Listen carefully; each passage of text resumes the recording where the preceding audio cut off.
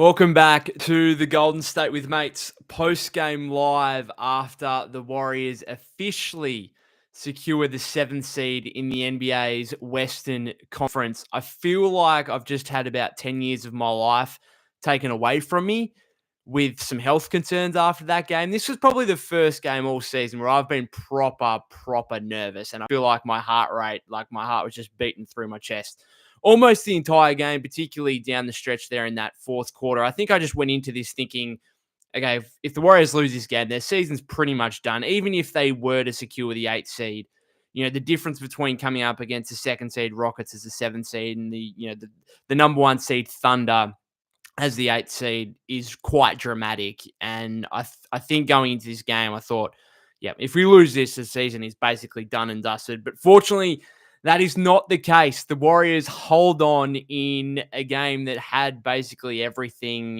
Looked very good early in the first half. Well, aside from the 11-2 opening by Memphis, where you thought, oh, okay, this is not a great start. But then the Warriors took control, went on a massive run kind of midway through that first quarter up until like the final minute of the first quarter, went up by 13, right? There was a 22-point turnaround in the space of basically 7 or 8 minutes. Grizzlies, I think, finished the opening period on a 7-0 run, got it back to 6 after the first. Warriors then go up as much as 20. They have that corner 4-point play from Steph that basically puts them up 20, like midway through the second. You think, okay, we're rolling.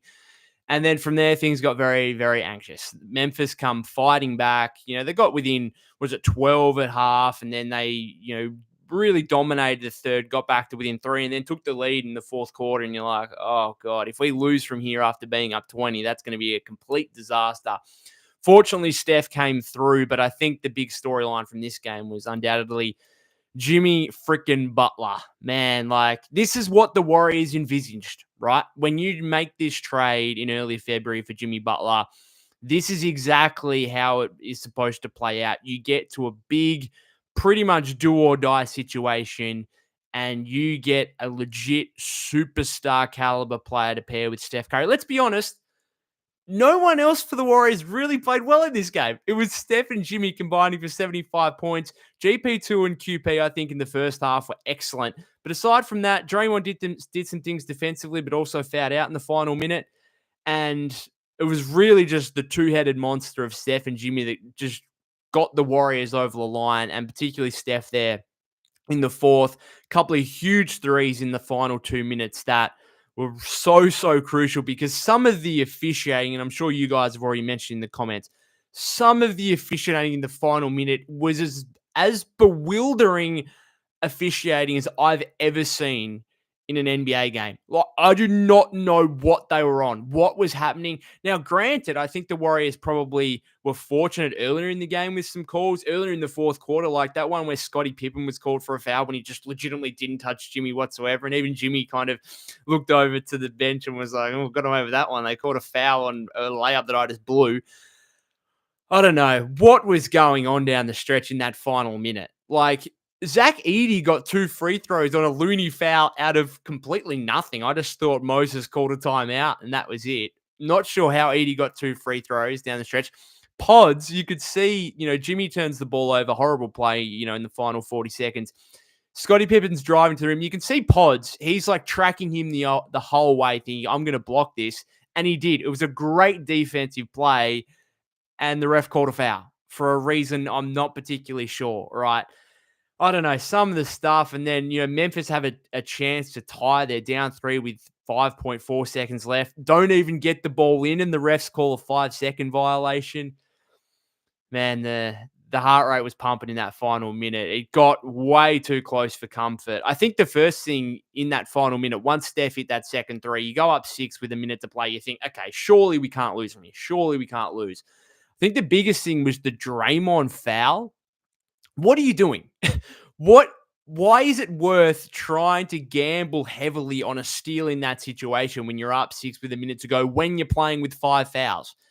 He takes a huge gamble to get the ball before Desmond Bane off the inbounds, doesn't, bumps into Bane, not only fouls out in that situation, but sends Bane to the free throw line for 2 just cheap free throws when half a second came off the clock. Why? Just play good defense. Like, that was a horrible decision by Draymond and nearly caused a sequence of mind-boggling events that could have easily seen that game go to overtime or a potential Grizzlies win, right? Like if Scottie Pippen hadn't missed the second free throw on the one that Pods clean blocked him and the ref called a foul, then who knows where that game is at, right? But fortunately, Steph, 13 of 13 from the free throw line, 37 points. I think he had 8 rebounds, 4 assists. Jimmy went for 38, was huge in the first half with 21 points. He did absolutely everything in this game except for make his free throws, and that nearly cost the Warriors down the stretch. Very uncharacteristic from Jimmy Butler going 12 of 18 from the free throw line, which for some players is, 12 of 18 is not that bad, 66% or whatever, 66, 67%.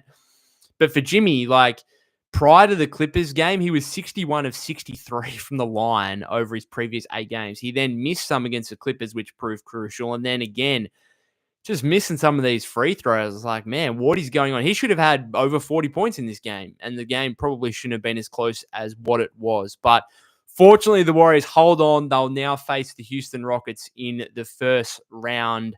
Oh, it's going to be a massive, massive battle. We've seen some of the huge matchups that these two teams have had over really even going back to last season where like there was this kind of rivalry stemming from, who's going to make the 10th seed in the West. And it was kind of overplayed because it was like, hang on, we're just fighting for the 10th seed here. It's not much is going on.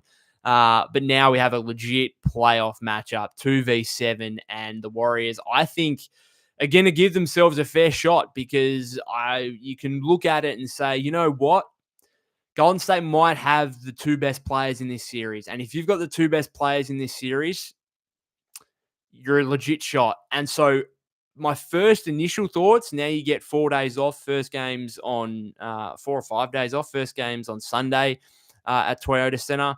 My first thoughts are I would be disappointed if the Warriors didn't win this series. They are my initial thoughts. Now, I'm not saying they're going to run through Houston and win easily.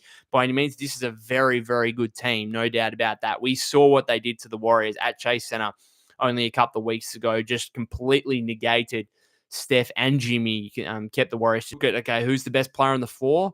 Steph Curry, to me, is the best player on the floor. Jimmy Butler is probably likely to be the second best player on the floor. Houston probably have more depth, but we will wait and see what happens here. It's going to be huge. But I'll get to your comments here, guys. I'm sure plenty to go through.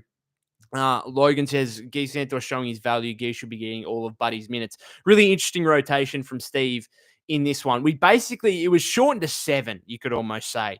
Obviously, the starters, then GP2 and Quinton Post. I thought Post was really, really good in this game. Did he lead the Warriors in plus minus in this game? Let me double check. Quinton Post was a plus 12 along with Draymond, right? Looney, interestingly enough, was a minus 11 in 10 minutes. But Post played 22 minutes. Peyton played 20. You had the starters play big minutes. And then Buddy played 12, no impact whatsoever. Looney played 10, and Santos played 6. And he was actually, pretty impactful, had that massive and one in the second quarter. So, yeah, it's going to be interesting to see. Again, no Jonathan Kuminga, obviously.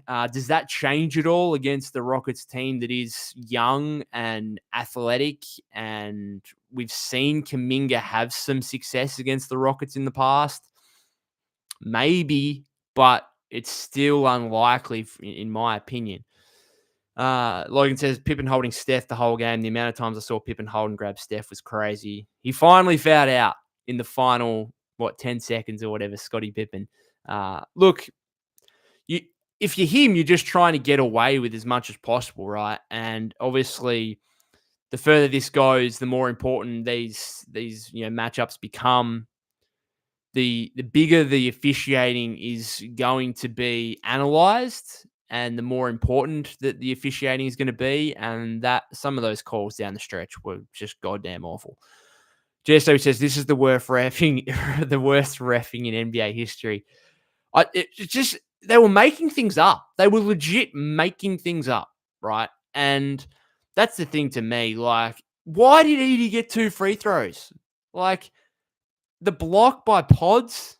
I mean, what are we doing? You can go back earlier than that. The one where the Warriors challenged the Draymond fifth foul where it looked like Edey went over the back and they didn't overturn that. And Draymond was just shocked. Draymond was legitimately shocked that they did not overturn that. And not only did it cause Draymond's fifth foul, but it allowed Edey to stay in the game. And part of me, like the conspiracy theorist in me, just thought, okay, they just don't want to foul someone out in a situation like this with 6 minutes still to go. They just don't want to foul a key player out. And Edey was a key player. He played, how many minutes in this game? 32 and a half minutes, right? Had 14 points, 17 rebounds. Key player for the Grizzlies in this game. And it just felt to me, the conspiracy theorist, because when they challenged it, I was like, okay, that's going to be overturned. Edey's going to be thrown out. Fantastic. And then when they didn't, again, conspiracy theorist in me just thought, nah, like they just don't want to throw out a guy with his sixth foul in a situation like that with such many minutes still left on the clock. So I don't know. Knox says, what are these calls, man? Logan says, that call on Looney. Game should be over or already, that call on Looney, with a bunch of laughing emojis. Then Nick says, that call on Moody, we are in the playoffs. Jimmy is here. Can't believe we choked a 20-point lead. Lol. It's only a choke if you go on to lose, in my opinion. Choked a 20-point lead, I suppose you could argue. The Grizzlies came all the way back, took the lead, but fortunately Steph took over in the final minutes, and we eventually got the job done. Logan says, Steve Kerr still doing small ball BS. Good to see Guy Santos fighting for rebounds over and over. Very valuable. Steph hitting those 2 clutch threes. Yeah.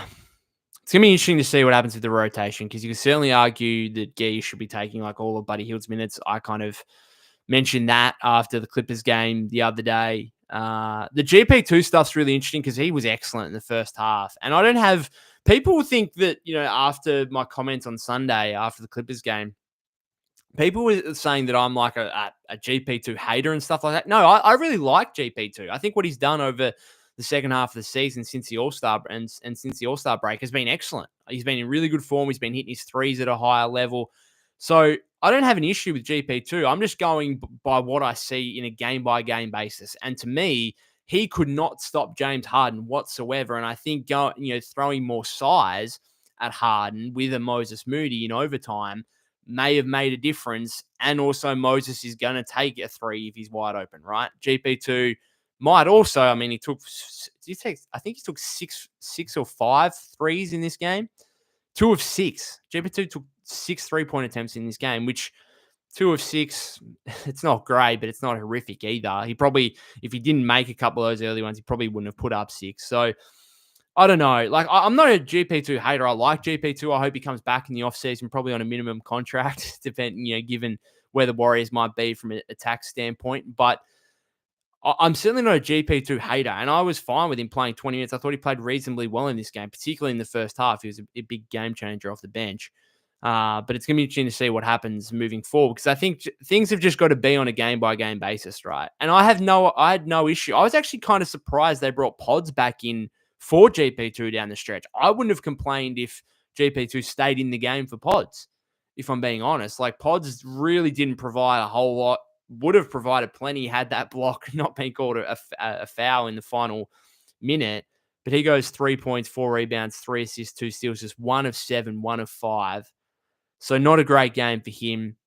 Really, again, no one really played well aside from Steph and Jimmy. Post, I think, played well. GP2, I think, played well. They were the 4 guys. Everyone else, Draymond was okay. But again, like, he has 4 points on 1 of 5, 6 rebounds, 10 assists, 3 steals, a block, did some things defensively that I thought were nice. But aside from that, not a great Draymond Green game necessarily. Moses, I thought, again, had some defensive plays that were really solid. That one to end the first half on Morant was excellent, where he got a block there. 9 points, 3 rebounds. Again, only 1 of 4 from deep. His 3-point shooting really needs to come around here. So, I don't know. There's plenty to take from it, but really the only 2 major positives were Steph and Jimmy, and that's ultimately why the Warriors are now officially a playoff team in 2025. Double Marsh says, Warriors win. What were those crazy calls at the end? Man, they were tough. Don't know what was going on. Fenix says it was smart to let Butler control the game at the end. It was until he had that awful turnover in the final 40 seconds where Pippen got the ball, ran in transition. Again, clean block by Pods, but apparently not according to the ref. Do you think JK should play against the Rockets? I think I don't think it'll start like that. I think he'll start out of the rotation still, but maybe there comes a time throughout a long series that it's like, hey, we need to try and match some athleticism here, some size at the forward positions, and maybe that's where he gets called upon. I'd certainly you've got to try and just keep him engaged. You've got to, and that's going to be the test here. You got to try and tell him, all right, you can see the opponents we're coming up against. You've had success against them in the past. We're probably going to need you at a point here to try and match the athleticism and the size. You got to be ready. You got to be ready, because that's my biggest problem now is if I'm him, why, I'm at the end of my 4th year. I'm about to hit restricted free agency. Why am I really caring? Honestly, why am I caring? Right? This team has proven they don't need me. They've now proven that they don't want me because Steve's not giving me a single second of playing time over the last 2 games. Why should he really care? And I know, it's easy to say, oh, well, he's part of the team still. He should be a good teammate, blah, blah, blah, blah, blah. It's pretty hard for Jimmy Butler to go to JK and say, oh, you got to do the right things, when Jimmy Butler just forced his way out of Miami. Now, for a completely different reason, sure, but he was pretty disenchanted with the Heat, basically, because the Heat said to him, we're not giving you a max contract extension, right? The Warriors now saying, Jonathan Kuminga, we're not even giving you a single second of playing time. And so to me, how do you keep him engaged, not only as a good teammate and not impacting the locker room negatively, but more importantly, perhaps saying to him, we're probably still going to need you here against the Rockets, right? How can you keep him in a mindset where he can actually come out on the floor potentially and have a positive impact? I don't know if he can. I honestly do not know if he can. And that's nothing against JK as a person. That's just human nature, I think. If I was him, I would be looking at it as this team has proven they don't need me and now proven they don't want me. Okay? Why should I care? Honestly, that is how, and I would have no issue with Jonathan Kuminga if that's how he felt about this situation. It's going to be tough. Then it says Warriors held Grizzlies to 7 points in 8-minute stretch, then gave 7 points in the final minute. Double and March says JK seems like a better fit against the Rockets. I agree with he's a better fit against the Rockets. Now, whether that means he gets minutes or not, we'll wait and see. Then next says Steph scored our last 10 points. Was it 15 of the last 19 or something like that? He was huge again. Fortunately, this one actually paid off because he was big in the 4th quarter against the Clippers as well, and we know how that one ended in far more disappointing fashion. Robbie says those refs might actually be blind. That foul on Looney for the rebound was terrible. This is the thing. They make stuff up. I think it's worse. I'm always on the side of, if you're a ref, be conservative and don't call things, right? I think it's much worse when they call things that are just blatantly not there. They're just making things up out of nowhere. I'd rather actually you miss an obvious call than make up an obvious non-call.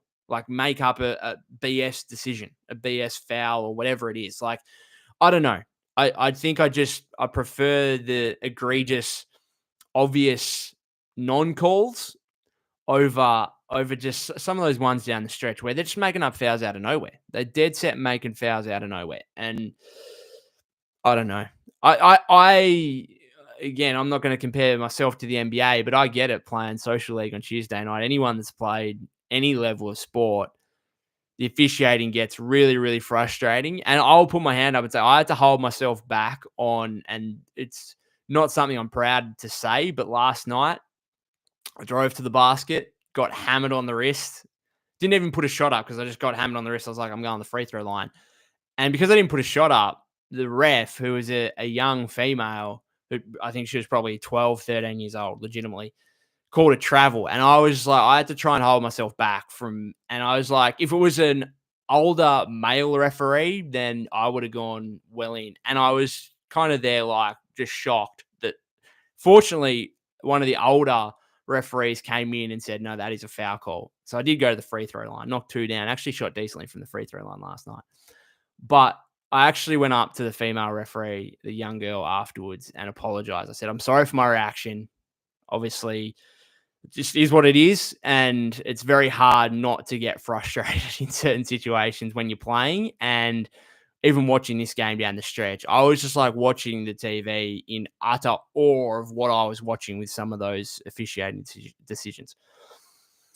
Thai basketball fan says, if this is the whistle Steph will get, maybe they'll survive. They got to give him something, some of the off ball calls, some of the no landing space calls. If he gets a little, he can fight through. It's going to be a huge thing because we know what we saw from the Rockets a couple of weeks ago, and not even a couple of weeks ago, like 10 days ago, whatever it was. We know what they're going to do. And I think this series is going to be a lot about the officiating, I think. And I don't know. We're just going to have to wait and see. It could be a lottery. Like, you could get some good calls one game. And then I thought the refereeing on Sunday against Clippers was excellent, if I'm being honest. Like, that was one of the better refereed games I've seen recently. Yeah. Well, it's just something you can't predict. It's just, it is what it is at the end of the day. Robbie says it's crazy to look back at December and January. We thought the Warriors might barely make the play, and they were the 11th seed, right? Basically, on the night of the Jimmy Butler trade, they were 25 and 26, really, really struggling. And we're back here now, and we're a playoff team. And I think even if the Warriors don't go far, I think the fact we get to these games, I get to a situation where I'm so nervous and anxious about a game, that's a good thing.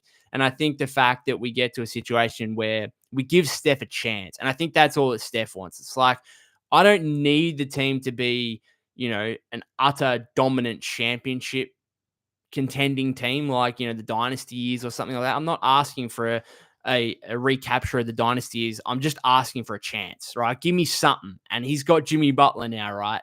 And Jimmy was just huge in this game, and just him and Steph, that combination, it gives the Warriors a chance against anyone. And I think if Steph sniffs a chance, sometimes that's all he needs. Entire basketball fan says Draymond's fourth foul was dumb as well. Can't gamble like that when he has 3 fouls. Yep. Thanik says Buddy only scored that open layup. Give JK his minutes. They're different players, though. Buddy's spacing the floor for you. Yeah, it's tough. Mr. MRA Space says, vintage late game Dre, no IQ. That was so dumb. Thai basketball fan says, thought it was bad when Jimmy missed 3 free throws last game. This can be a real issue if he doesn't figure it out. I'm not concerned one bit. I mean, he shot, was he 6 of 9 the other day? So he's shooting free throws badly and he's still at 67%. Let's not make out like he's shooting under 50%.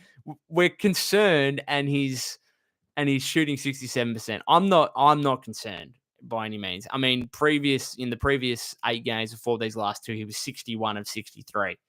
Right. In fact, if anything, I'd say it's a good thing, right? That the Warriors have got through, secured the 7th seed, even though Jimmy's missed some free throws over the last 2 games. Tells me that he's probably going to round back in, and that percentage is going to go up, right, in the playoffs. So, yeah, I'm not concerned one bit about Jimmy Butler's free throw shooting. I'm more so just happy about how much he's getting to the free throw line. That's the biggest thing for me. He takes another 18 in this game, should have had over 40 points. That's the biggest thing. Again, not overly concerned. I would be concerned if if it cost the Warriors this game as well, right? And then you look back at it and think, man, the Warriors are either going to be the 8th seed or eliminated entirely because of some Jimmy Butler missed free throws. Right. I know you can look at certain, a lot of different factors, and it's unfair to say they would have missed the spot based on his free throws. But yeah, now that they're the 7th seed, I'm not concerned about his free throws whatsoever. Logan says, I'll continue to say Pippen held Steph so many times that game should have fouled out a long, long time ago. Fair enough. Yep. I'm not disagreeing with you. I'm also I'm not going to get hung up on that, based on, the fact the Warriors won at the end of the day. So that's really all that matters. And, I think some of those ones down the stretch there were just much more egregious, I suppose. Thai basketball fans, there's another big thing about that lost challenge. They lost their ability to challenge all the crazy stuff that transpired later. Yep, for sure. I don't know. Do we need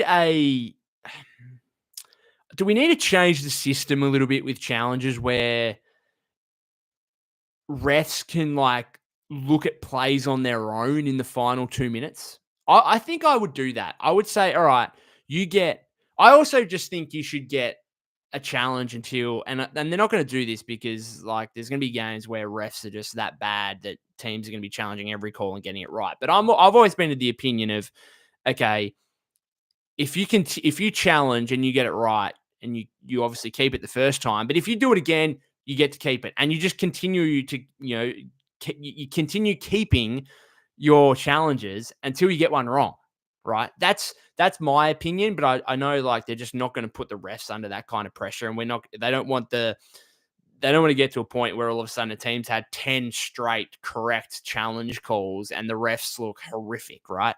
That's the NBA doesn't want to set the refs up for failure with a situation like that. So I get that. Maybe bring it in where last 2 minutes of a game, refs can put their own hand up and say, I'm not sure about that. Let's challenge it. Now, again, can you put the onus more on the refs to make that decision? Would there be a case where they feel pressured into certain decisions by home crowds or by certain players? I don't know. But we just shouldn't have a system where you have multiple wrong calls in the final minute of a close game like that, and none of them can be reviewed, right? You can't go back to the video whatsoever. Like, that's a problem. That is a problem. That's going to cost a championship, right, at some point.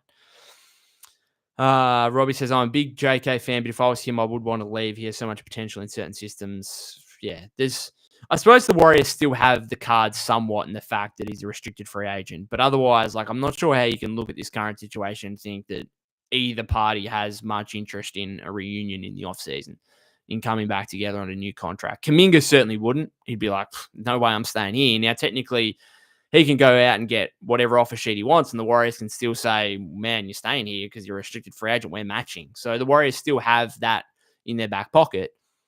But I'm not sure how the Warriors can look at, say he gets a $20 million offer sheet from the Nets, $20 million per year. I'm not sure how the Warriors can look at that and say, yep, he's been out of our rotation in the playoffs, but we're willing to pay that. Like, I don't know. Thai basketball fan says, you're definitely not a hater. That word is thrown around too much. Lol. Will says, Guy Santos needs more minutes. It's hard to disagree. I thought he was very impactful in the 6 minutes he played. And you know what I liked from Steve today, just to give Steve some credit, because I know he's been copying so much recently. I like the fact he backed in Quinton Post for 22 minutes, because that was my biggest concern. Is like, all right, we're just going to see loony all day, and no Quinton Post minutes, right? That was my big concern. And so I'm glad that tilted back in Post's favor, because I just think for the Warriors to be a real legitimate threat, I just think there's so much more upside in Post than there is in Looney. And so I think just from that perspective, you need to play this guy. And I'm glad he did. And I'm glad that QP, repaid the faith and basically said, hey, I'm a rookie, but I'm also 25 years old. I've also got, and we've seen it, he's got the mentality of he's not backing down 21. He's not going to put away his 3-point shot, right? He's not going to look at Steph Curry and Jimmy Butler and say, I'm passing up this open three to get them a look, right? If he's open, he's going to fire it up. Thought he was really good, particularly in the first half.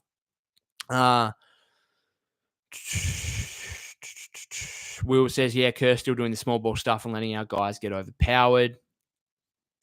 Part of that is him. Part of that is just like the roster flaw. And I don't know, if Post can continue to get some reasonable minutes, maybe that helps. But obviously we know he's not necessarily much of a factor defensively or on the glass necessarily at this point of his career. Danger Zone says, yeah, if JK was conducive to winning, he'd be playing. Yeah, like, it's fair. I'm not, like, based on what we've seen, right? And I said this after the Clippers game, like, based on what we've been seeing in recent weeks, it's not an horrific decision that JK is out of the rotation. I'm not saying it's an egregious.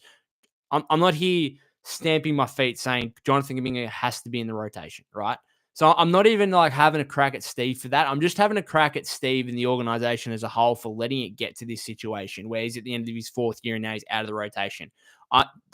It's a real big, as I put it the other day, it's a really bad mismanagement in an asset that you use a 7th overall pick on, right? It's really a big mistake that they've made.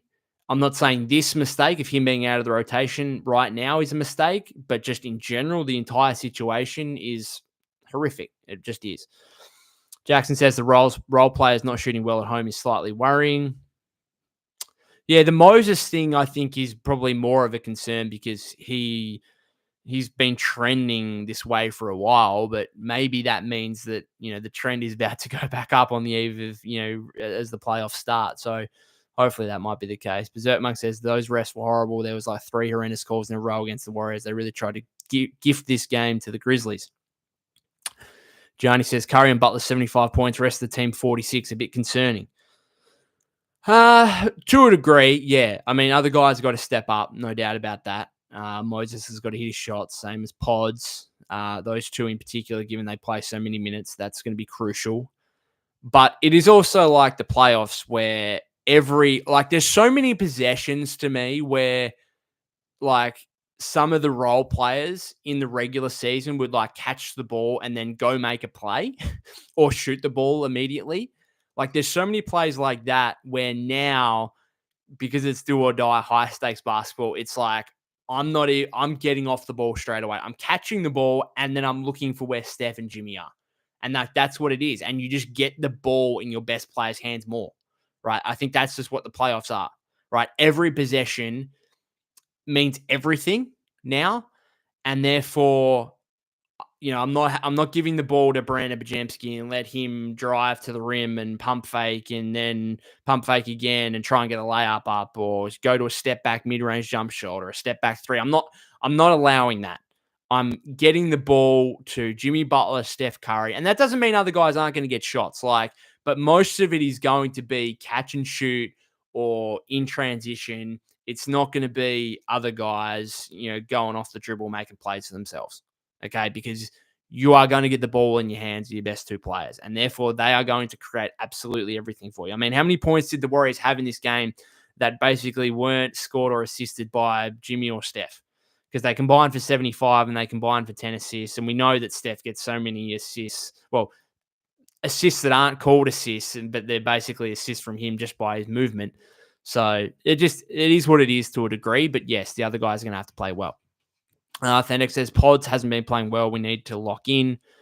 He's had a couple of games here that have been disappointing, but I'm not overly concerned yet. It's not that long ago that he had those huge back-to-back games against the Lakers and the Nuggets. Robbie says it was crazy how Reggie Miller, a Hall of Fame, was straight up saying the refs were wrong. I feel like commentators, play callers, whatever else, they don't want to hang stuff on the refs too much because they're kind of in a roundabout way, they're employed by the NBA, I guess. I don't think they want to mouth referees, essentially. But yeah, those ones were that egregious that Reggie had no other choice. Like they're just wrong decisions. Logan says we need the third option, Pods. Yeah, I'm not sure about I think it's more the catch and shoot stuff, which is going to be super important. Tire Basketball Fan says, I'm not concerned about Jimmy's free throw shooting in the big picture, but it can be a swing factor in a crucial game that's a little concerning. How would we look at his free throws this game if they lost? I agree with that. Absolutely. Berserk says, QP was fine tonight against another rookie center, but against other skillful centers that can easily get fouls off of him, he's not going to be playable for very long in game.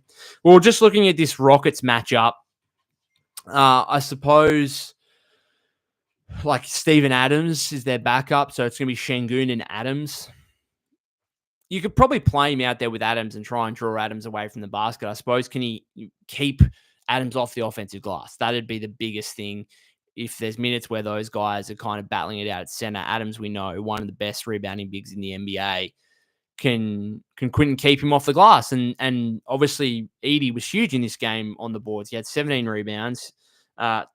7 of those came offensively. We saw Post commit a foul and an offensive rebound in the fourth quarter there at one point. So that's going to be the big question mark. Okay. Can it's almost more so the rebounding that needs to hold up in that matchup than anything else. And obviously his offense has got to be beneficial to make up for what the Warriors might be giving up defensively. Logan says, Moody and Pods, we need to shoot. Yeah, like if they're open, they got to shoot it. If they're open, they got to shoot it. But there's also they're not taking guys off the dribble at all. right? They get the ball. It's Steph and Jimmy. We're not going to see pods running 15 pick and rolls as the ball handler, right? It's catch and shoot stuff. This is what the playoffs are. Defenses are going to collapse and put all their attention on Steph and Jimmy, and you got to hit open shots. And that's why, like, Quinton Post should technically be a bigger factor here in the playoffs. Like, that's how I see it. Like, Quinton Post, to me, is the Warriors' second best three-point shooter. I don't care what the numbers say. I don't care Buddy Hield is, basically the best three-point shooter in terms of makes in the NBA across the last 6 years. I don't care. Open three, who would I rather, Quinton Post or Buddy Hield? I'm legit taking Quinton Post.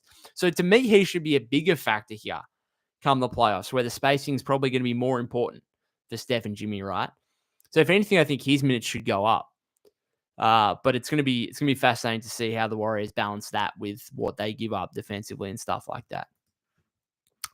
That's it, guys, for the moment. If you've got any other comments, Thai basketball fan says the Warriors have identical records at home and on the road. Good for a team that won't have home court advantage at any point, but not good if they don't get enough boost when they do play at home. You don't reckon the 8th seed in the East is making it through the NBA Finals and the Warriors meeting them and getting home court advantage? Who's that going to be? It's going to be, I don't know, Atlanta or the winner of Miami-Chicago tomorrow.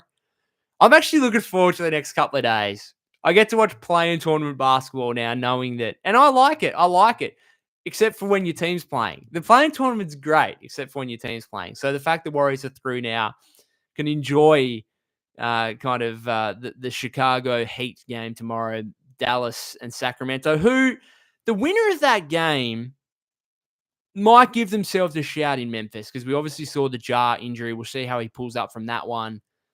So, yeah, that one of those two teams, they might fancy themselves, depending on who wins tomorrow. I'm assuming Sacramento might win. Who knows? Those two teams are both pretty average, but they can do something on their day. So it's going to be interesting. Mr. MRA Space said they scrambled for 50-50 balls this time, out-rebounded by 11. Yes, 50-39, the Grizzlies on the boards, including 16 offensively. In fairness, the Warriors had 13 offensive rebounds as well. So, yeah, I mean, pretty tight game. One that shouldn't have been that tight after the Warriors were up 20 early, but it is what it is. They get the win. That's the main result at the end of the day. Thai basketball fan says, are you concerned with Steph's short range shot making, missed some floaters and short jumpers, then deferred to a GP2-3 instead of taking an open floater? No, not overly. I mean, you have a point for sure. He was 9 of 22 for the game and 6 of 13 from 3. So that tells you he was 3 of 9 from inside the arc, which is not good, right? That's not good. And you have a point. Not sure how much we saw him kind of grimacing with that thumb injury again, but it doesn't really seem to be affecting his 3-point shooting at all. So I'm not overly concerned on that. You get 4 days now to rest it up, and hopefully, him and Jimmy and Draymond, particularly as those 3 veteran guys, can use that time wisely and rest up and hopefully come back 100% for the first game on Sunday. Thai basketball fans says, I like Reggie calling out like he sees it. It's always cringe when they pretend they didn't see what happened. Yep. Yeah, I don't know. The officiating I'm glad that it wasn't a determining factor in this game, because it legit had a chance to be a determining factor. And fortunately, it wasn't. Logan says the amount of effort Gee plays with and rebounding is so crucial. Yeah, it's going to be, I'm going to do another podcast episode, obviously, between now and game 1, basically, looking at the rotation and different lineups and matchups and whatever else. So I'll certainly do that. But in the meantime, I'll probably finish it up there. We're 40 minutes in. Thank you very much to those of you that have tuned in and commented. Thank you to those of you that are tuning in on the replay or listening via your podcast feed. The Warriors, the 7th seed in the Western Conference, will face the Rockets in the first round of the playoffs. It's something I didn't think I'd say a couple of months ago when this team was really treading water and looked like they were going to be struggling to make the play-in tournament, let alone actually secure a playoff seed. So again, the fact they've now given Steph an opportunity, a chance, that's something in itself. I know it's a long way from, winning 4 NBA championships, and we maybe from that shouldn't necessarily be too pleased with just making the playoffs.